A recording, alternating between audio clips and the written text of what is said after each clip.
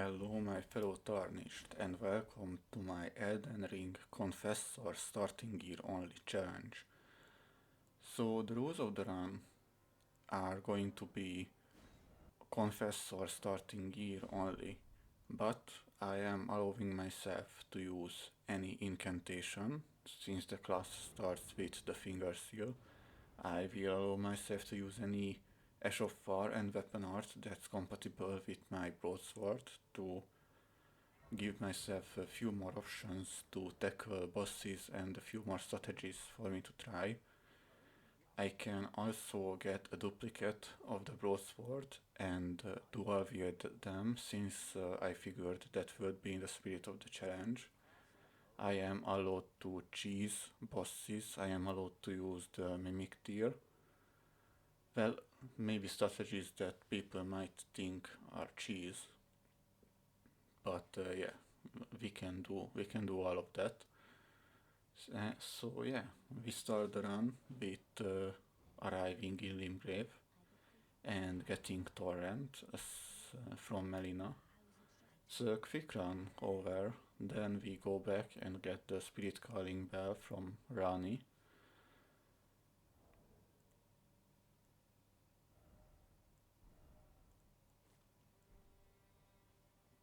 I don't really know what I was doing here, it's a little bit of waiting. Right, then we go and collect golden seed from Kenneth Height. He did kill me once, which is a little pathetic on my part, but I managed to get him back, and that's the important part. Then we pick up the charge attack talisman, which is it was a pretty important part of the build throughout the run. The broadsword deals kind of abysmal damage, so charge attacks were definitely the way to go. Next up, I went over to pick up the first half of the Dectus Medallion and the second part in Caelid. And while I was here for the second part, I also picked up Radagon's Sword Seal. And with the buff from the Sword Seal, I was able to defeat the knight in fourth height and get the Bloody Slash weapon art from him, which allowed me to infuse my broadsword with bleed affinity, which then subsequently allowed me to get the runes from Greyol using a gold pickled foul foot to get more runes and level up, focusing on things like vitality, strength, fate. Then I went to give Margit a try, and you will see that I was unsuccessful here. I was unsuccessful a few times actually, which made me decide to go and do some side content, and yeah, that involved Liurnia, because there's a lot of good stuff in Liurnia. I gathered some secret tears, golden seeds, and my main intention was to level up my weapon, and that the first ball bearing for that is available in Liurnia Crystal Tunnel, and the second ball bearing is available in Altus Plateau in the Sealed Tunnel. You can see the 1.5x sped up boss fight. This was pretty simple overall. I don't think I need to comment on it too much. It was just break his poise once, then just get through the fight pretty fast, pretty easy, simple stuff really. So yeah, this will allow me to buy smithing stones from the Twin Maiden husks, and I'm trying to field that are by speaking over the boss fight, and it's a little awkward. This is in post commentary, by the way. So yeah, next the Academy Greenstone key, which was important so that I could make my way over to Altus Plateau by entering the Academy, and then from the Academy I can go to Bellum Highway, where I could also acquire another sacred tier, but that was skipped from the video. And right in the search tunnel, I'm able to pick up the Smithing Stone Barbarian 2, and in the round table hold I was able to upgrade my weapon all the way up to level 12. So I went back to trying Margit again, and this will be the successful fight that you see here on 1.25 speed. Here it was really just the main problem with the broadsword is the range is abysmal, so I had to stay really close to him in order to deal damage. Basically I had to get all the way up into his crotch there. You can see me landing some successful fully charged heavy attacks, which deal some respectable damage. He has decent punish windows, which is one reason why I quite like this boss, but his delayed attacks are absolutely abysmal to try and dodge. But overall, it's a decent fight. I quite enjoy it. The best part about it is that you have so many options to get stronger before you challenge Margit. You really, it's a good thing about Elden Ring as a whole. You cannot get stuck because you can always have some option to make your kit better, to make your character stronger, and yeah, basically just get a better way to overcome a challenge if you're struggling with it. So yeah, you can see that my gameplay is kind of dog water in this fight. I haven't played this game ever since Shadow of the Earth 3 first came out. I got back into it because I wanted to do some challenge runs for my YouTube channel.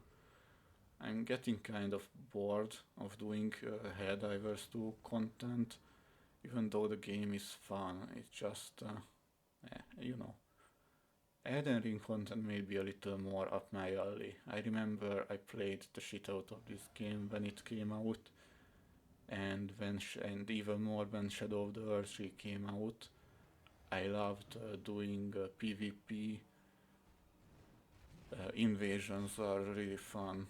But yeah, right now you will be able to see the successful Godric attempt. I skipped one failure and hopped over onto the next attempt, which was successful. So yeah, Godric took the 2 tries, which was pretty nice. So we were able to kill him quickly, and still the same apply. Well, he is much different from the Margit fight. I kind of like Godric's fight better than Margit's. He keeps the pressure up in a much different way than Margit does. His punish windows are a lot different as well. I think he's a fun boss.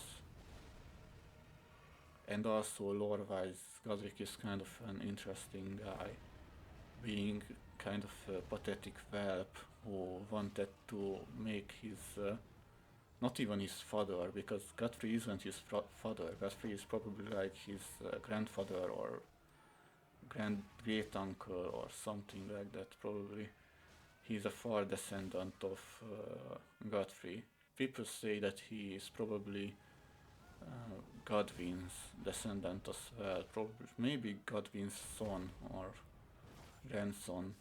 But yeah, the point is that the golden lineage has gotten pretty thin by the time it reached all the way down to Godric. So yeah, pretty interesting lore there. He was a weakling, so he took on to the practice of grafting, which is kind of disgusting. And it's actually based on a real life practice of grafting plant fiber together. So you can get peaches and apples on other trees. Trees that wouldn't be able to bear fruit can have apples and shit if you use grafting, which is really incredible. So yeah, next up you saw me there picking up the rod breath spell. Like I said, I can use incantations, I can use cheese, So I just used Rod Breath and summons against Radon. I didn't include a full successful attempt because this fight was genuinely pissing me off a little. One time I got him down to 1 HP and he killed me, and then he died from the damage over time, but that wasn't in time, so I didn't get the win. That made me really angry, so I didn't want to record the full fight. Like it would have taken up way too much space, and it would have made me even more angry to waste storage on this dog ass fight. But yeah, next up was Raya Lucaria. We wanted to challenge Renala, even though we already did beat two shard bearers. Renala is a pretty easy source of runes. Radagon's Red Wolf died in one attempt, and you're seeing that fight right now. It wasn't bad. This boss, I usually don't enjoy fighting this boss, but my usual build is using Guts' Greatsword because I absolutely love Berserk. It's my favorite anime slash manga ever. So yeah, I usually just use Guts' Greatsword, and I guess that's a little weaker against Red Wolf than the Broadsword. It is slower, but has longer reach. I guess it doesn't really matter on this particular boss. But yeah, right now you will be able to see the Renala fight. My tactic for her was just spamming fully charged heavy attacks, which got half of her head down in one cycle. Then I just go and smack her little goblin children, and the next cycle she's already in phase 2. In phase 2 again I try to spam fully charged heavies while she's absolutely relentless in her spam. I forgot so much about this boss fight.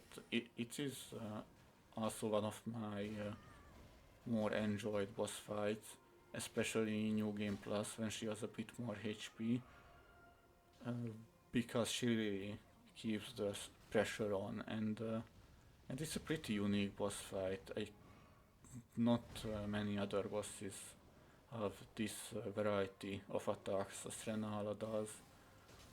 I guess Gideon, but Gideon's spell spam is annoying as shit, while Renala is kind of fun. Also, she's a MILF, so there's that. And I mean, who doesn't like that? So yeah. Still, we do beat her up eventually.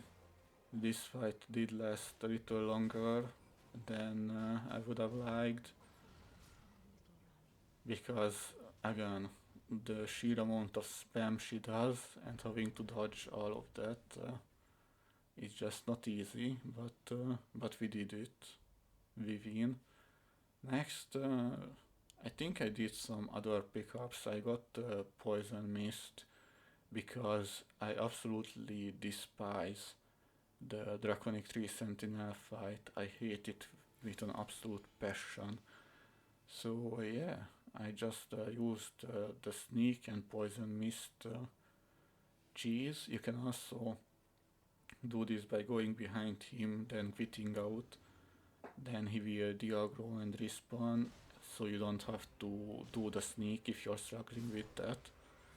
But I managed to do the sneak with Assassin's Approach, got behind him, and yeah, just cheesed him. Again, I hate this boss. I'm going to try to do most boss fights legitimately, but the ones that I just hate or when I get stuck, I'm going to cheese them, because otherwise this video would never be finished. So here we are fighting the Peace Demon version of Godfrey, the urine ghost, and he kills me. I suck at this fight. I'm moderately decent at The regular got free fight toward the end of the game, but the Peace Demon is just it's not my strong suit. And for that reason, I decided to go and pick up the Mimic Tier. Mimic Tier is going to be pretty useful in this challenge, but I give myself a rule to only get the Mimic Tier up to level 6, not level 10, to try and balance it just a little. And yeah, we also kill Patches because I don't like him. So I bought the Margit's Shackle from the Twin Maidens, and I will now use Margit's Shackle to get the Holy Ground Ash of War, which is a really underrated weapon art. And then we pick up the Dragon Crest Shield Talisman and Ghost Glove Ward Pickers Barbarian, and with level 3 Mimic Tier we go back to Peace Demon, and I think this will be the successful attempt. I use Holy Ground here. If you didn't know, Holy Ground heals you slowly but surely, and it also gives you a considerable bonus to your physical damage negation, which is a great combination. It really helps your survivability. I would recommend checking it out if you're struggling with some bosses dealing way too much damage to you. So yeah, definitely don't sleep on the Holy Ground Ash of War. You can use it on shields and just have it in your offhand, and occasionally cast it whenever you need a little bit of healing or damage negation. So yeah, here we finish out the Peace Demon version of Godfrey, and I did try Morgoth next, but I was unsuccessful. So once again, fortunately, you can kind of just go wherever you want in Elden Ring and get your build plenty of upgrades if you get stuck on a boss. So I went to level up my weapon as far as I could, gathering smithing stones. I couldn't get any of the higher bell bearings, but just gathering smithing stones from across the map was enough.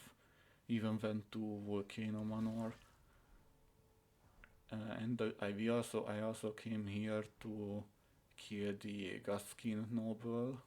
For that, I did decide to use sleeping pots, and I also went to pick up the Golden Scarab because it would become an important part of this run. So I figured I would show that. So yeah, Gatskin Noble. Just draw one sleep pot at him, get Crackblade on the broadsword, and use exactly 4 heavy attacks. I think I did 4 heavy attacks there, yeah. And I think all of those were fully charged, but either way. Another sleep pot and another couple of fully charged heavy attacks. Just reapply Crackblade. Also remember that applying Crackblade does deal damage if you hit the enemy with it. So yeah, that's kind of important knowledge. And the third sleep pot will let us finish off the noble. And it was pretty easy fight, which this guy always is if you're using sleep pots, even with a low damage weapon, low damage, low reach. And so next I decided to rush all the way over to Rykard and actually managed to first try him. I contemplated using the broadsword for the Rykard fight, but I didn't want to do that to myself because it has such dog water reach. It wouldn't have been fun. And even when I'm doing a challenge run, the main point of playing a video game is to have fun. But yeah, you can see I was fat rolling here, so I waited until my mimic got the boss's attention and I unequipped some items to get back to medium roll. So yeah, I did use the Serpent Hunter here, which I don't know. I kind of made the argument to myself that this was in the spirit of the challenge because every starting class can use it. Like they don't always have enough stats to use each other's starting weapons, but every starting class has enough stats to use the Serpent Hunter, so it is kind of a starting weapon for every class, and that includes the Confessor, but either way, I didn't want to do this fight with the broadsword. That's as simple as that is. So yeah, Serpent Hunter it was. And it was relatively easy as well. I'm just gonna let you watch the whole fight and talk if there's something I feel like mentioning. Oh yeah, Rykard also has kind of cool lore. He helped Rani when she was orchestrating the Night of the Black Knives, and then he abandoned the Earth Tree during the shattering and let himself be eaten by the god-devouring serpent. And I don't think he got what he desired there, because right now he just lives in a basement and he's kind of ugly. And he's not, I feel like he isn't really in control anymore, like I think he thought he would be. But yeah, really interesting guy. And he wasn't a good person even before he was eaten by the snake. He used to be like the Golden Order's dedicated torturer. That's why there are so many albinaurics in his house being tortured. So yeah, he was definitely a shitty person. But either way, he does let me get enough runes for a level 20 broadsword, which is nice. So Magnus the Beastclaw was up next because I was contemplating if I should kill Mog in this run. I was deciding whether or not I'd be doing the DLC, but I thought in the end I decided not to do it. But still, I got various quests up to this point, just so I would have the option if I decided that I'd want to go. So yeah, next up was Morgoth once again, this time with the Mimic tier, because I tried to kill him like 10-20 times, but yeah, it was just turning out really unfortunately. And so I was getting stuck, and I didn't really have any way to upgrade my gear at this point or try anything else. I only had this broadsword and the mimic tier, so I just figured I'd kind of had to use the mimic tier for this. Yeah, that's basically how I used the mimic tier when I didn't have any more space to upgrade my kit, then and I was still stuck, then I just used the mimic. Maybe I could have gotten some new weapon arts or incantations, but no, instead I decided to use the mimic. I don't think they would have helped a whole lot. So yeah, we get the royal medallion, letting us make our way to the snowfield and fight the fire giant. He did require a couple of tries. I do believe that the attempt you will be seeing here will be the successful one, So I'm just going to let you watch that.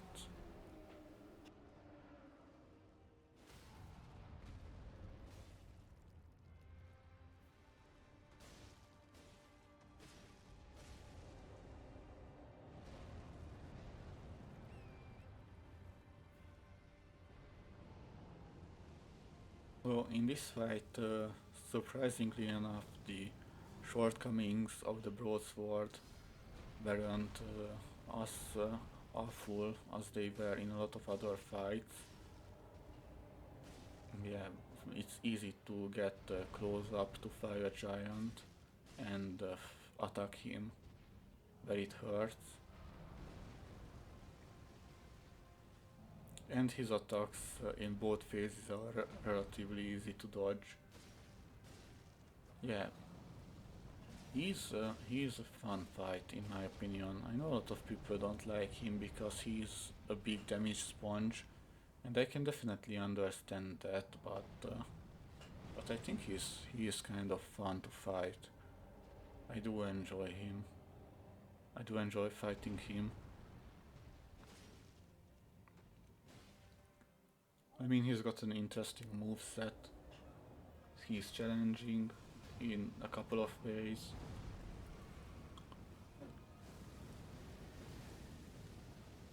So yeah, here some fully charged heavies on the hands and fully charged heavies on the eye. I should have taken the riposte, but I missed. That was a little unfortunate. And yeah, at this point I just decided to go for his leg and just tried to really aggressively get him down. I still had almost all of my flasks left, so yeah, I figured I could get aggressive without any repercussions. I did manage to hide under him from the meteor rain. That was nice. Overall, this was a surprisingly easy boss fight with an otherwise not so good weapon. You would think that such a large boss with such long range attacks would be difficult for a short range weapon. Apparently not. Which was a very welcome sight for me. Damn, I sucked here. I'm just seeing how much I sucked here. Just trying to get the last little bit of damage there. I almost drew this attempt, but I managed to bring it back. Like I said, I still had almost all of my flasks, so it was still relatively safe to really go aggressive. Man, this gameplay is toward the end is just absolute dog water. I feel like I was doing kind of okay up until he only had a sliver of head left. I remember thinking like, give me that fucking bleed proc, give me that fucking bleed proc, and up until the end it didn't give me that final bleed proc. But alas, that's okay. We still managed to kill him, and Melina proceeded to do some tree burning, which was pretty cool. And that allowed me to make my way to Faromazula, where where I had to try the Gaskin duel a couple of times. They weren't easy, let me tell you that, even with the sleep pots. In the end, I changed up my tactic from using Crackblade to using Seppuku instead, because it gives a bonus to your bleed build up. It gives a bonus to your physical damage, and I also was wearing the Lord of Blood's exultation. So yeah, Seppuku was kind of the key to doing this fight, and it did still take a couple of tries. So yeah, but right here you can see the strategy: two fully charged heavies and one more fully charged heavy, one uncharged heavy, and riposte, and fully charged heavy, and hit the air to get a little bit of extra damage on them. But yeah, that's that was the tactic basically, and you can see all of those attacks don't kill them, which is kind of pathetic, to be honest. This sword doesn't deal a whole lot of damage. It's pretty unfortunate overall. But yeah, anyways, the sleep pods do make it easier. So the next duo appears, and once again I go in with the sleep pods, heal up to full so I can get the ritual sword buff. Once again, two fully charged heavies, one fully charged heavy, one light, and I missed the riposte there actually, but I was able to bring it back, standing behind this guy during his phase 2 opening attack does let you ignore it, which is very good information if you're struggling with the Gaskin duo.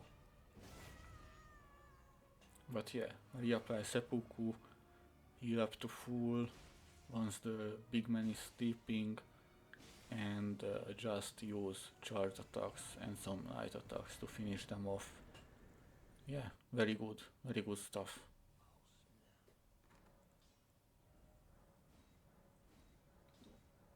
This was the point where I could get a level 24 weapon, and I went to get the Beast Clergyman so that I could get an ancient dragon smithing stone and upgrade my weapon to level 25 so that I could get the maximum damage it could do. And so, once again, I got stuck on Mariket, and what you're seeing is me going around killing a bunch of other bosses so that I could get the correct build that I wanted to use against Mariket, which is going to be a build that I never tried before in any of my runs, but decided it could be interesting for this challenge and in particular because it's centered around one incantation, and I thought that it would be really fun to use on Mariket. So yeah, we did need to kill a couple of bosses to get that build going. That was basically this Earth 3 avatar, this Black Blade Kindred that you are seeing here. I only killed him for some extra levels, and the first time I played the game and fought this guy, I remembered him being a lot more difficult, having a lot more HP, but clearly he doesn't. So I must have misremembered. And I also did kill Greyall, which I also remembered him having more HP. I was going to chase him with the 3 strategy, but after checking the damage I did to him, I figured that I could beat him legit, and so I did. I just used the bleed infused broadsword with the crackblade on Greyall. I figured I didn't need to use seppuku. Seppuku definitely has its place, but doesn't have to be always used. So yeah, managed to get a bunch of extra levels, got both of the canvas talismans for higher incantation damage, got the lightning scorpion charm, and I could have gotten the fate tier in the physique, but instead I just put the lightning shrouding tier, I made sure to get enough blue flasks for the fight, and yeah, I also got the gravel stone seal in my offhand. Don't worry, I didn't use it to cast any spells. I only used the finger seal. I only wanted the damage bonus from the gravel stone seal so that I could use ancient lightning more effectively. And yeah, you can see that it annihilates Maliket's health, which is nice.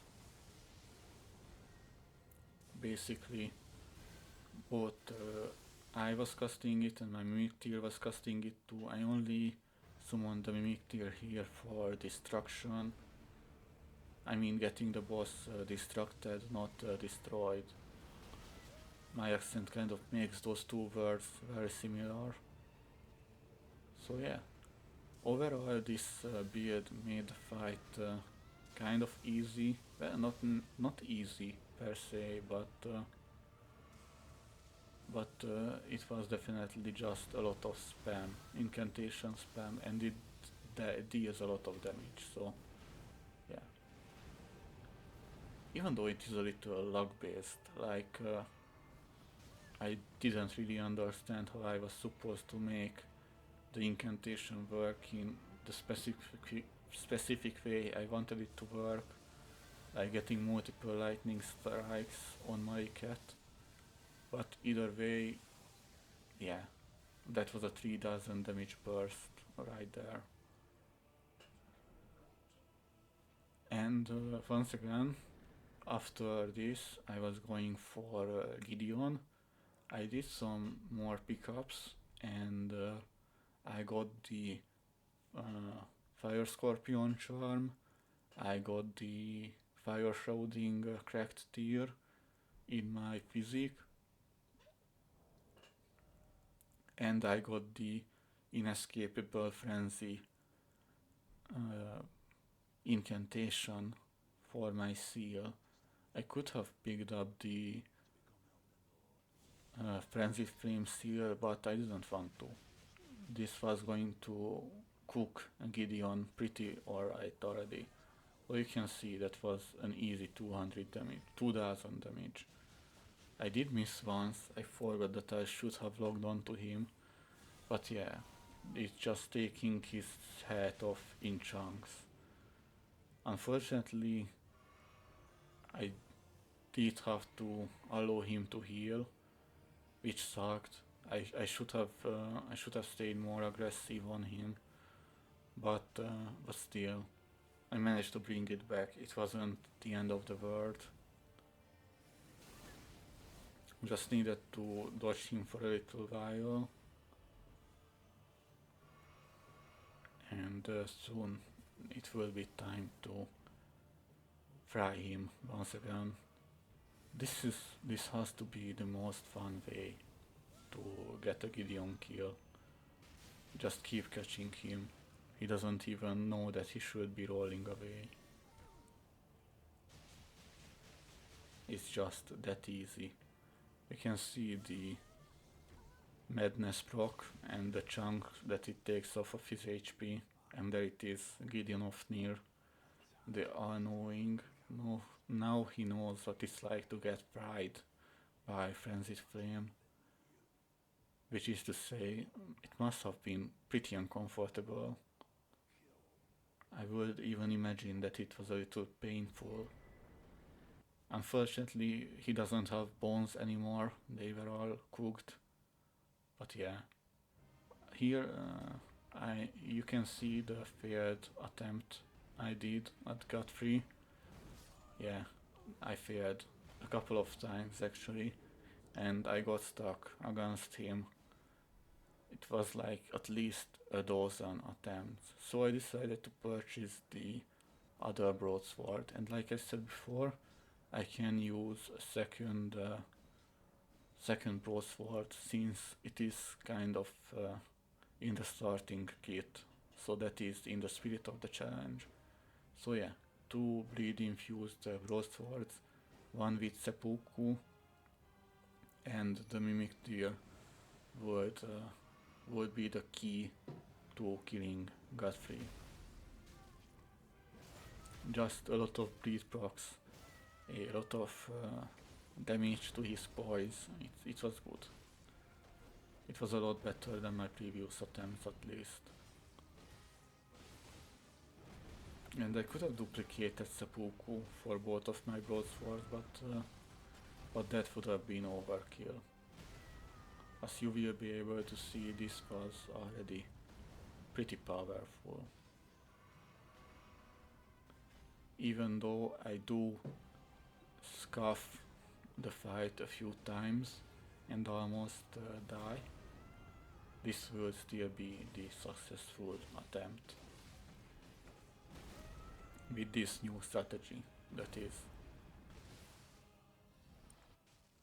And yeah, I am a little sad that I had to use this cheesy tactic for Godfrey.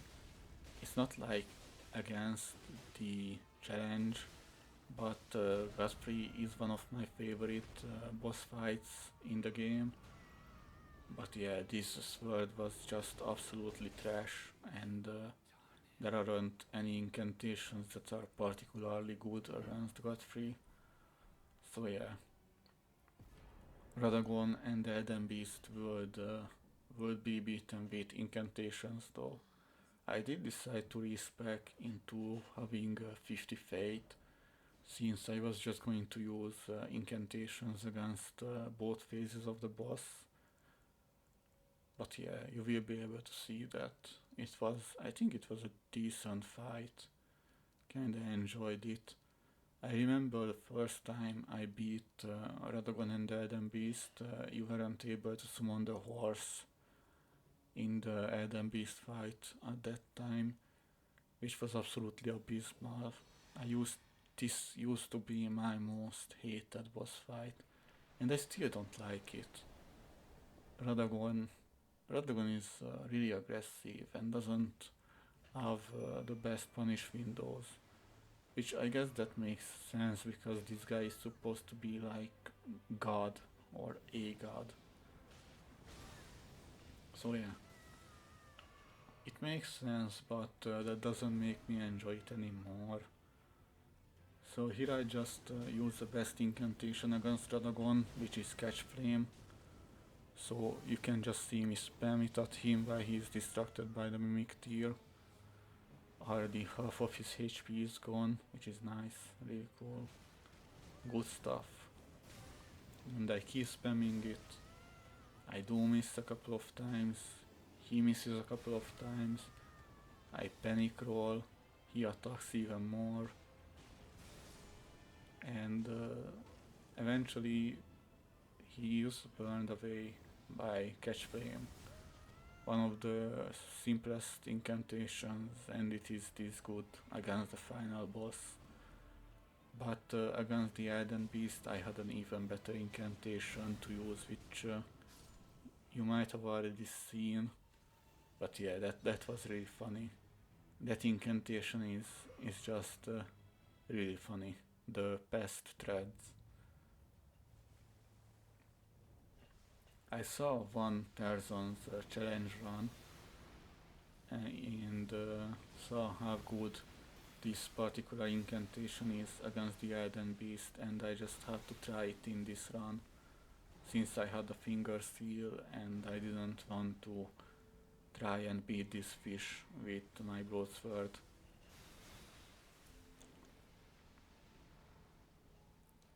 But yeah, I mean, I hope you will enjoy watching this fight, but overall the video is coming toward an end. So there's not much to say about this fight against the Elden Beast. I mean, it's flashy, it's cool, but I think I should talk about something else and not just narrate the fight. And that is December is here. The holiday season is coming. I hope that you're going to enjoy it. I hope that you enjoy this video. But yeah, everybody should enjoy the holiday season, and for most people it is the happiest time of the year. as it should be. But for some other people, unfortunately, it's the loneliest time of the year. So I just wanted, if you kept watching this video all the way up until this point, I just wanted to ask you to check on your family, check on your friends, make sure that they are doing good during the holiday season. If you have a friend who may not have a family to go to enjoy the holidays with, maybe think about inviting them. Do a little bit of good in this world, because we don't want to live in a world like the one in Elden Ring, right? Where compassion is dead. We're people, we're all in this together, as I like to say. So yeah, take care of your friends, take care of your family, help people enjoy the holiday season. Be the little bit of good in the world that a lot of people need. Okay? Well, anyway, this flying fish is almost dead and the video is almost over. And I punched him with the seal. That was an accident, but he's dead. So yeah, that is Confessor starting gear only. Well, kind of. I did give myself a little bit of leeway. So yeah, that's the game finished. We've mended the Elden Ring. Our Confessor has taken her rightful throne as Elden Lord.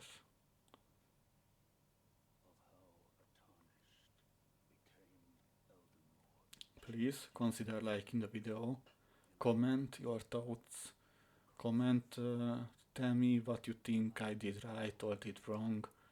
Any criticism is welcome and appreciated. Maybe leave some suggestions for other challenge runs, and have a wonderful rest of your day. Goodbye.